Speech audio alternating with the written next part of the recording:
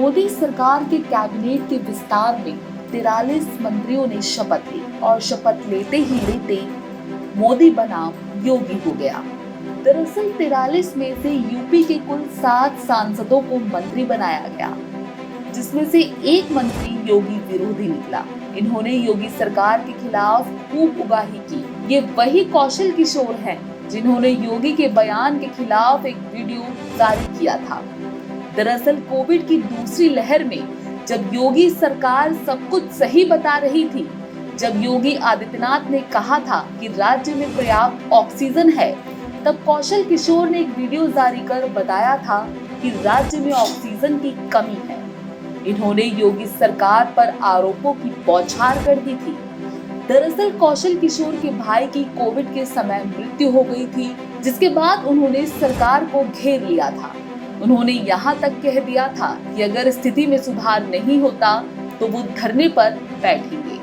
अब यहाँ सवाल ये उठता है कि योगी सरकार के खिलाफ इतनी उगाही और जहर उगलने के बाद भी आखिर मोदी सरकार ने इन्हें कैबिनेट में जगह क्यों दी। सबसे पहले जान लेते हैं कौन है कौशल किशोर और क्या क्या पद संभाल चुके हैं। फिर जानेंगे कौशल किशोर को लेकर मोदी सरकार का झुकाव आखिर क्यों। कौशल किशोर उत्तर प्रदेश के मोहनलालगंज से लोकसभा सांसद हैं। इसी के साथ वह परख महासंघ के राष्ट्रीय अध्यक्ष और पार्टी के एससी विंग के अध्यक्ष हैं। कौशल किशोर एक प्रभावी लीडर माने जाते हैं।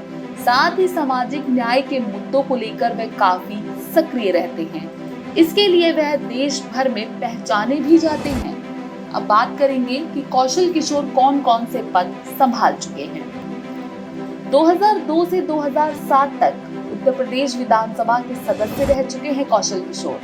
2003 से 2004 तक उत्तर प्रदेश सरकार में राज्य मंत्री रह चुके हैं। मई 2014 से 16वीं लोकसभा के निर्वाचित भी रह चुके हैं कौशल किशोर। साथ ही मई 2019 17वीं लोकसभा के लिए निर्वाचित भी रह चुके हैं कौशल किशोर।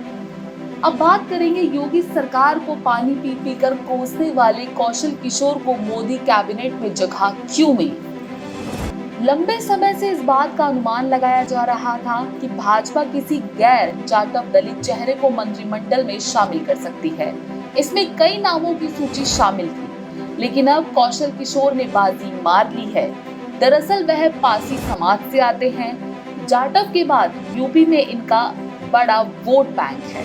ऐसे में भाजपा इनके चेहरे के सहारे 2022 के चुनाव को साधने की कोशिश करेगी। वो कहते हैं ना, प्यार और वार में सब चलता है। कुछ ऐसा ही यहाँ देखने को मिला। अगले साल यूपी में चुनावी युद्ध है। इस युद्ध में जीत हासिल करने के लिए बीजेपी हर वो काम करने को तैयार है जो उसे सत्ता में बनाए रखेगा। साथ ही साथ बीते दिनों मोदी सरकार ने योगी सरकार के खिलाफ नाराजगी भी जताई थी, जिस कारण योगी महाराज को भागते हुए दिल्ली दरबार तक आना पड़ा।